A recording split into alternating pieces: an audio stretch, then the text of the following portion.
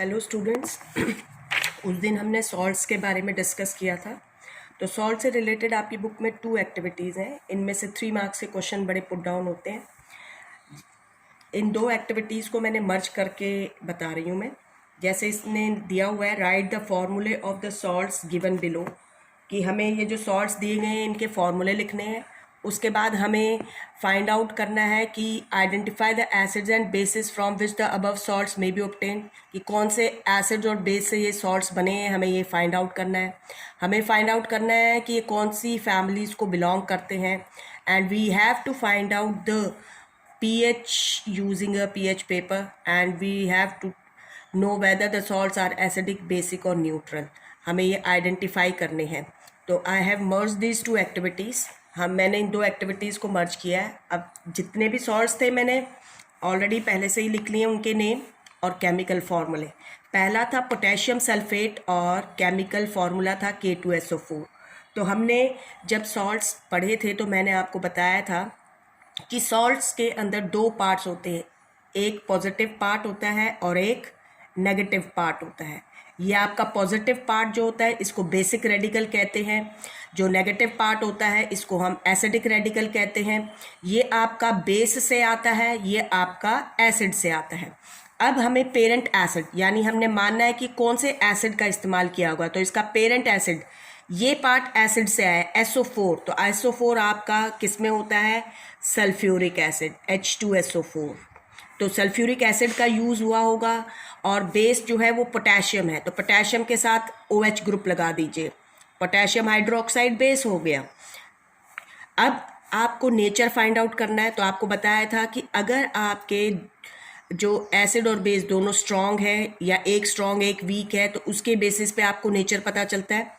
अब जैसे यहाँ पर जो ये एसिड है सल्फ्यूरिक एसिड, ये स्ट्रॉन्ग एसिड होता है और जो पोटेशियम हाइड्रोक्साइड है ये स्ट्रॉन्ग बेस है। तो जब दोनों ही स्ट्रॉन्ग हैं तो नेचर विल बी न्यूट्रल। ये आपके न्यूट्रल सॉल्ट्स होंगे, ना एसिडिक होएगा ना बेसिक होएगा। और इसकी pH वैल्यू जो होएगी, pH इज इक्वल टू क्या होएगा? 7। इसी तरीके से सोडियम सल्फेट है, तो SO4 तो एसिड होएगा H2SO4। Again we know that strong acid. Base जो होएगा वो होगा Na। सोडियम जो है वो कहाँ से आया? बेस से। तो NaOH sodium hydroxide will be the base. Again it is a strong, तो मैं स्ट्रॉन्ग के लिए S वर्ड यूज़ कर रही हूँ। तो again it is a neutral salt, ये आपका न्यूट्रल सॉल्ट होएगा, इसकी pH value is equal to 7 होएगी। We talk about calcium sulphate. तो कैल्शियम सल्फेट अगेन बेस जो नेगेटिव रेडिकल है वो एसिड H2SO4 से आया हुआ है और कैल्शियम हाइड्रोक्साइड बेस है। ये भी इसको हम स्ट्रॉन्ग करते हैं, वैसे वीक कंसिडर होता है, लेकिन जितना भी कैल्शियम हाइड्रोक्साइड पानी में डिज़ोल्व होता है वो कम्प्लीटली आयनाइज्ड होता है, इसीलिए हम इसको स्ट्रॉन्ग कंसिडर कर रहे हैं। तो ये भी आपका न्यूट्रल होता है और इसकी pH वैल्यू 7 होएगी। मैग्नीशियम सल्फेट इसी तरीके से SO4 H2SO4 से स्ट्रॉन्ग है। Magnesium hydroxide MgOH whole twice. Magnesium hydroxide is a weak base, तो स्ट्रॉन्ग एसिड वीक बेस, तो it is acidic in nature, ये आपका एसिडिक हो गया। And its pH will be less than 7, इसकी pH value less than 7 होएगी। Copper sulphate की हम बात करते हैं, तो एसिड जो यूज़ है नेगेटिव पार्ट एसिड से आया हुआ है, स्ट्रॉन्ग होता है। कॉपर हाइड्रोक्साइड बेस हो गया, इट इज़ वीक, ये वीक होता है आपका। तो स्ट्रॉन्ग और weak again acidic, pH will be less than 7। Sodium chloride negative part Cl जो आया है वो HCl एसिड से आया है, स्ट्रॉन्ग होता है। बेस सोडियम हाइड्रोक्साइड होएगा NaOH, अभी आपने पढ़ा स्ट्रॉन्ग है, तो आपका जो बनेगा सॉल्ट वो न्यूट्रल होएगा और pH इज इक्वल टू क्या होएगी? 7। अब हम देखते हैं सोडियम नाइट्रेट, तो नेगेटिव पार्ट HNO3 से आया है, नाइट्रिक एसिड, स्ट्रॉन्ग होता है। बेस सोडियम हाइड्रोक्साइड होएगा NaOH, अगेन स्ट्रॉन्ग है, तो आपका सॉल्ट न्यूट्रल होएगा, pH value less is equal to 7 हो जाएगी, सेम रहेगी। नाउ आपका है Na2CO3, ये CO3 carbonic acid H2CO3 week acid है। बेस सोडियम हाइड्रोक्साइड होएगा यहाँ पे NaOH स्ट्रॉन्ग। तो strong base weak acid, strong है तो it will B basic in nature and its pH value will be greater than 7, 7 से बड़ी हो जाएगी। NH4Cl देखते हैं, अमोनियम क्लोराइड, Cl HCl से आया है, स्ट्रॉन्ग है, ammonium hydroxide NH4OH, ammonium hydroxide base हो गया, वीक बेस है, स्ट्रॉन्ग वीक एसिडिक हो जाएगा, ये एसिडिक जो है वो स्ट्रॉन्ग है। तो and pH value will be less than 7, pH value less than 7 हो जाएगी। हम बात कर रहे हैं अब पोटेशियम नाइट्रेट की, NO3 जो है आपका नाइट्रिक एसिड से आएगा, नाइट्रिक एसिड स्ट्रॉन्ग होता है, K कम्स फ्रॉम जो पॉजिटिव पार्ट है वो बेस से आता है, तो ये होएगा पोटेशियम हाइड्रोक्साइड, अगेन स्ट्रॉन्ग, दोनों स्ट्रॉन्ग है तो न्यूट्रल होएगा and pH will be equal to 7। यहाँ पर हम बात कर रहे हैं तो जो सोडियम एसिटेट है तो this is positive radical, this is negative radical CH3, acetate ion जो है ये आपका एसिटिक एसिड से आया है, CH3COOH जो है आपका, ठीक है। तो ये होता है वीक एसिड, सोडियम हाइड्रोक्साइड आपका स्ट्रॉन्ग बेस है, तो इट वीक एसिड है, स्ट्रॉन्ग बेस है, तो it is basic in nature and its pH value will be greater than 7, इनकी pH वैल्यू ग्रेटर देन 7 होएगी। Now we talk about sorry aluminium chloride है आपका यहाँ पर, it's formula will be AlCl3। तो aluminium chloride में negative part come from the acid HCl which is strong, और base होएगा aluminium hydroxide AlOH whole thrice, it is weak base, ये आपका वीक बेस है, स्ट्रॉन्ग और वीक तो acidic हो जाएगा ये and its pH value will be less than 7। Zinc sulphate की बात करते हैं तो सल्फेट आयन जो है वो आपके सल्फ्यूरिक एसिड से आएंगे जो स्ट्रॉन्ग होता है, बेस जो होएगा वो जिंक हाइड्रोक्साइड होएगा ZnOH होल ट्वाइस, ये आपका वीक होता है, again it is acidic, pH value will be less than 7।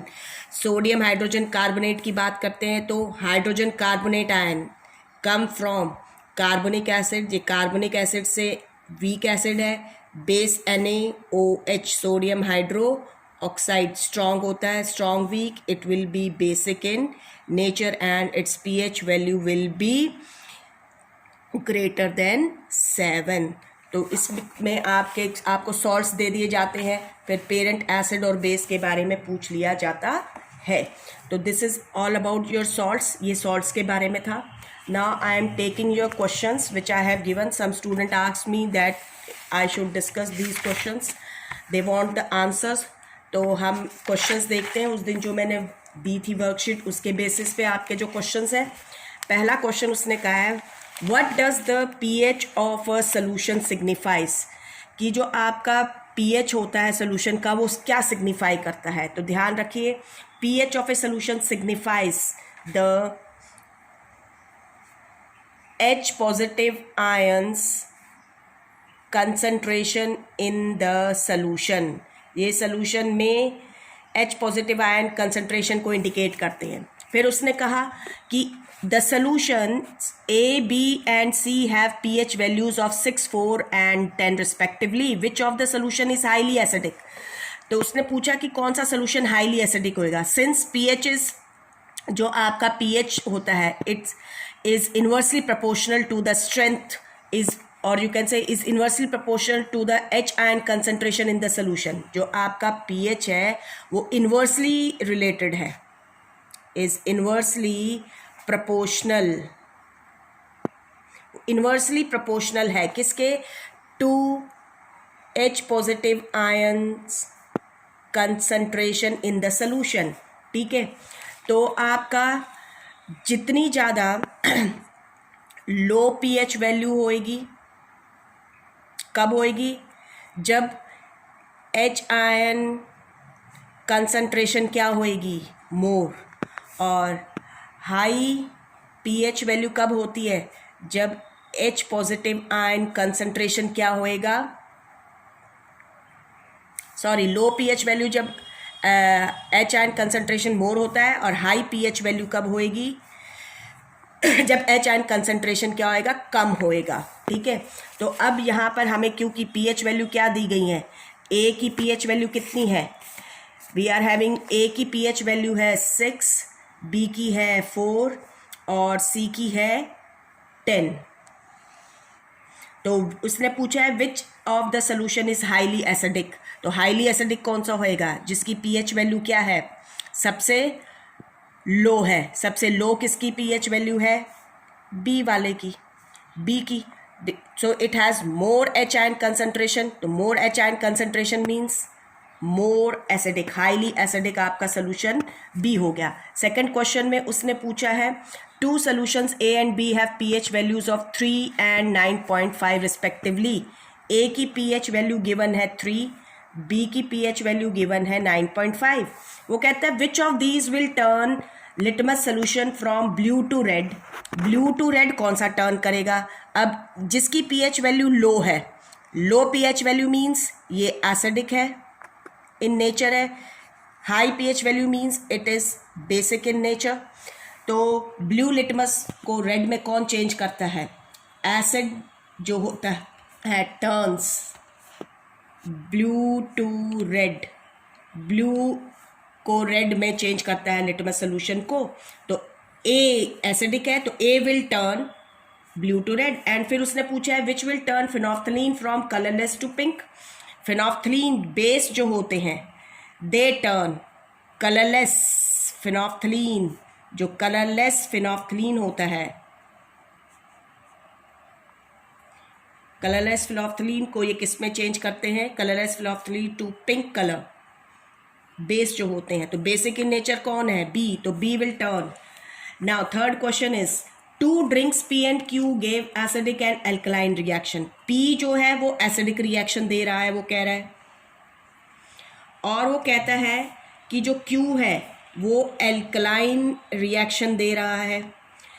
वो कहता है one has a pH value. अब वो बता रहा है कि एक जो है ड्रिंक उसकी पीएच वैल्यू, वन ड्रिंक जो है उसकी पीएच वैल्यू जो है वो है 9, और दूसरे की other drink has pH value 3। अब वो कहता है which drink has pH value of 9। अब इन दोनों में से 9 means basic in nature and 3 means acidic in nature. तो उसने पूछा है कि किस ड्रिंक की पीएच वैल्यू 9 होएगी, 9 जो ड्रिंक अल्कलाइन होएगा। अब अल्कलाइन कौन सा है, क्यू, तो क्यू जो आपका है सोल्यूशन उसकी पीएच वैल्यू क्या होएगी, 9 होएगी। नेक्स्ट क्वेश्चन में उसने पूछा है फोर्थ में two solutions X and Y have pH, X की पीएच जो है वो गिवन है 4 एंड वाई की जो पीएच है दैट इज गिवन 8 रिस्पेक्टिवली। वो कहता है which solution will be alkaline, will give alkaline reaction and which one acidic. जो पीएच वैल्यू 4 वाला है it will be acidic in nature, ये एसिडिक होएगा। ये क्या होएगा, क्योंकि इसकी low pH value, high pH value है, तो ये क्या होएगा, बेसिक इन नेचर होएगा। तो उसने क्या पूछा है, इन दोनों सोल्यूशंस में से कौन सा अल्कलाइन रिएक्शन देगा, कौन सा एसिडिक देगा। तो X will give acidic reaction and Y will give alkaline reaction. Fifth question में पूछा है the pH of a cold drink is 5। एक कोल्ड ड्रिंक है उसकी पीएच वैल्यू 5 है। What will be it's action on blue and red litmus paper. जिसकी pH value 5 है means it is acidic in nature, ये एसिडिक नेचर का है। तो what will be it's action on blue and red litmus paper. Blue litmus paper को तो ये क्या करेगा, ब्लू को चेंज करेगा रेड में, और जो रेड लिटमस होएगा उसके अंदर नो चेंज, उसमें कोई चेंज नहीं होएगा because it is acidic in nature.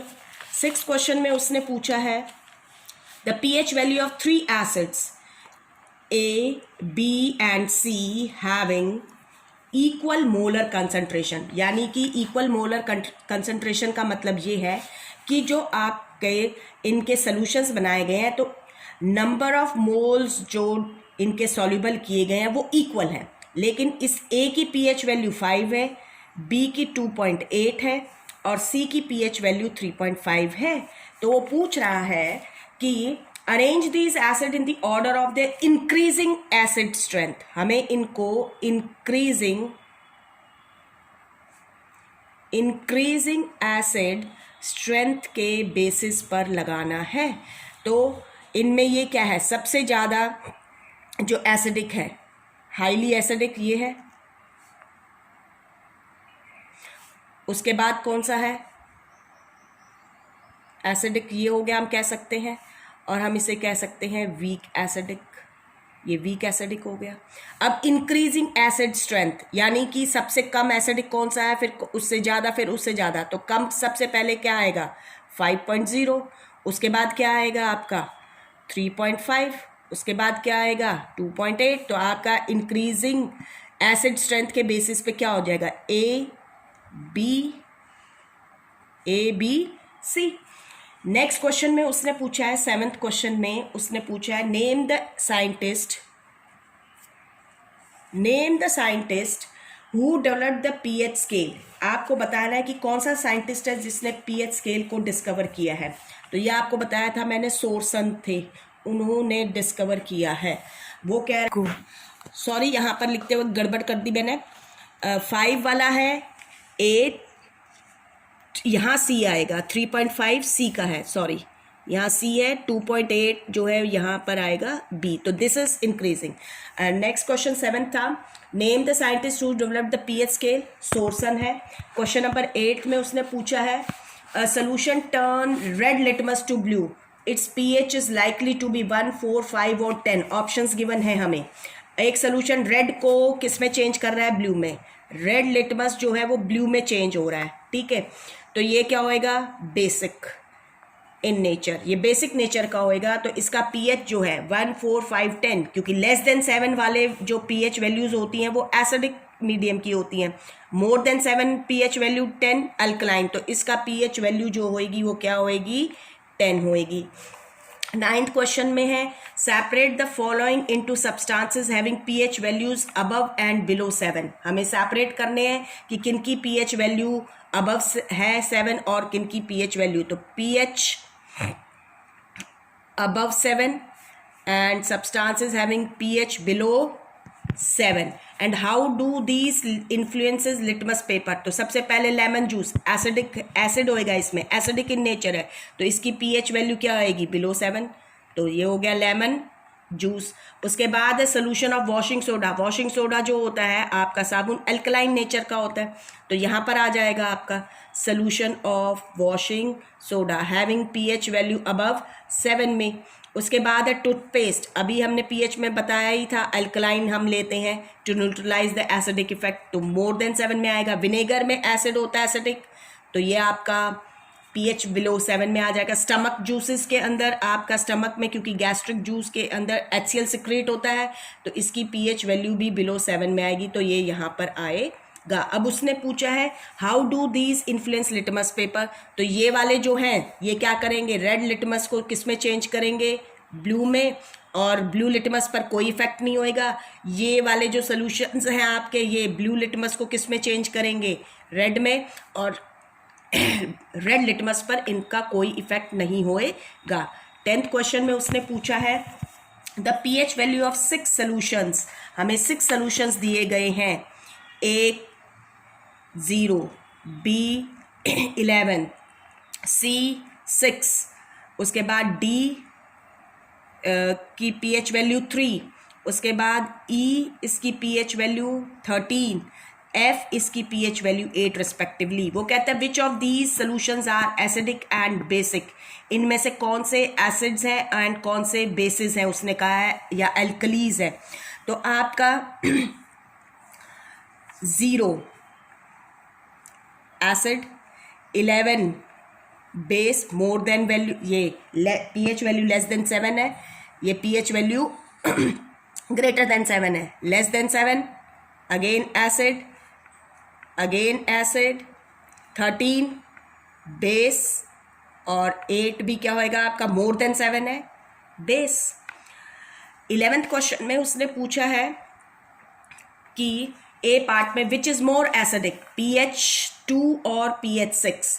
तो जितनी एसिड pH वैल्यू कम होती है उतना ही उसमें एच आयन कंसंट्रेशन ज़्यादा होते हैं और वो उतना ही एसिडिक होएगा। अब हमारे पास एक pH 2 है और एक pH क्या है 6 है, तो कह रहा है इनमें से मोर एसिडिक कौन सा होएगा, तो pH 2, जितनी कम वैल्यू pH की उतना ही एसिडिक।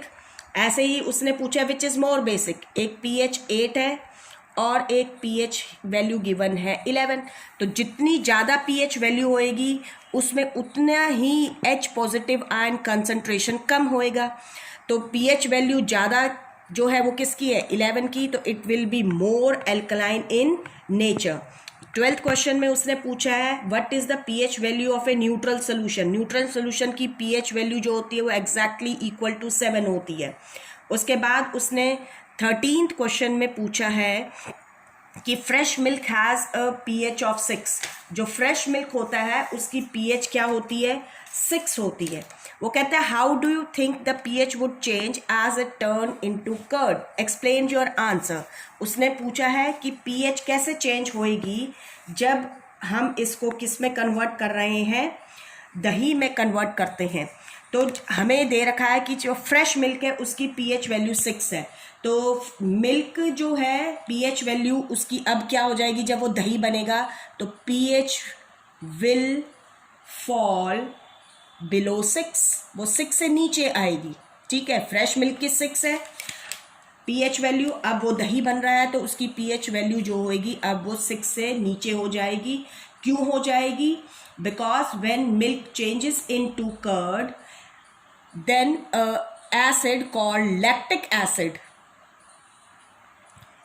जब मिल्क जो है दही बनता है तो उसमें एक एसिड प्रोड्यूस होता है, एसिड बनता है जिसे हम लैक्टिक एसिड कहते हैं, which makes the curd sour in taste, जो आपके कर्ड को सॉर टेस्ट का बनाता है। ठीक है, तो एसिड प्रोड्यूस होने की वजह से मिल्क के अंदर इसका pH वैल्यू जो है वो बिलो 6 चला जाएगा। नेक्स्ट क्वेश्चन में उसने पूछा है, नेक्स्ट क्वेश्चन है आपका 14th क्वेश्चन में वो कह रहा है a milkman added a very small amount of baking soda to fresh milk. एक मिल्कमैन है वो फ्रेश मिल्क के अंदर, अभी हम देख रहे हैं जिसकी pH वैल्यू हमने देखा वो लगभग 6 होती है, और वो इसमें ऐड कर रहा है, क्या ऐड कर रहा है, थोड़े से अमाउंट में बेकिंग सोडा NaHCO3। ये हमारा होता है alkaline in nature, basic nature you can say, alkaline in nature होता है। वो कह रहा है कि वाई डज, ए क्वेश्चन में उसने पूछा why does he shift the pH of the fresh milk from 6 to slightly alkaline. उसने फ्रेश मिल्क जो था उसमें ये ऐड किया तो आपके फ्रेश मिल्क की pH वैल्यू चेंज हो जाएगी और वो स्लाइटली अल्कलाइन हो जाएगा। तो वो चेंज क्यों करता है इसकी वैल्यू को, तो milk is made slightly alkaline so that it may not get sour easily, कि वो जल्दी से खट्टा ना होए। ठीक है, due to the formation of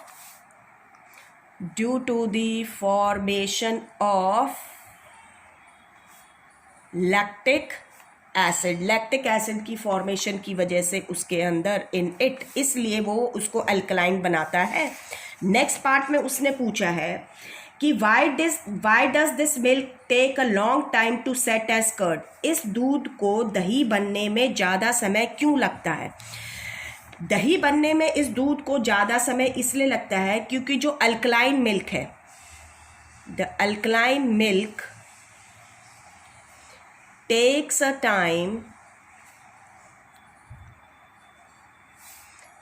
a longer time to set into curd। Longer time लेगा, क्यों लेगा, बिकॉज क्योंकि जब दूध होता है, जब वो दही बनता है तो उसमें लैक्टिक एसिड प्रोड्यूस होता है। तो जब आपका अल्कलाइन मिल्क के अंदर धीरे धीरे लैक्टिक एसिड बनना शुरू होता है तो पहले वो क्या करेगा, जो अब उसने जो बेस में ऐड किया है उस अल्कलाइन नेचर को ख़त्म करने के लिए उसको न्यूट्रलाइज करेगा। ठीक है। उसके बाद ही कहीं लैक्टिक एसिड जो है आपका क्या होएगा, दही में कन्वर्ट होएगा। तो alkaline takes a longer time, alkaline milk takes a longer time to set into curd because the lactic acid, जो लैक्टिक एसिड है आपका, lactic acid being formed has to first neutralize the alkali present in it। पहले उस alkali nature को, alkali जो है उसको क्या करना पड़ेगा, ख़त्म करना पड़ेगा। इसीलिए कर्डलिंग जो न्यूट्रलाइज होएगा, प्रेजेंट जो उसमें प्रेजेंट है उसको न्यूट्रलाइज करेगा, इसीलिए it will slow down the curdling process. तो जो कर्डलिंग प्रोसेस है वो क्या हो जाएगा, स्लो डाउन हो जाता है। So it will slow down the curdling process, curdling process slow down हो जाएगा। नेक्स्ट क्वेश्चन था आपका 15वां, what effect does the concentration of 15th question है, what effect does the concentration of H positive ions have on the nature of the solution. वो कह रहा है क्या इफेक्ट होएगा H पॉजिटिव आयन कंसंट्रेशन का सोल्यूशन के नेचर पर। अगर आपके H कंसंट्रेशन जो है, concentration of H positive ions is more in solution, अगर concentration of H positive ions की ज़्यादा है सोल्यूशन के अंदर, तो इट विल बी, जो सोल्यूशन है it will be acidic in nature, वो एसिडिक नेचर का होएगा। अगर कंसंट्रेशन जो है H पॉजिटिव आयंस की वो क्या है, लेस है, कम है, तो वो क्या होएगा, it will B basic in nature, basic nature का होएगा।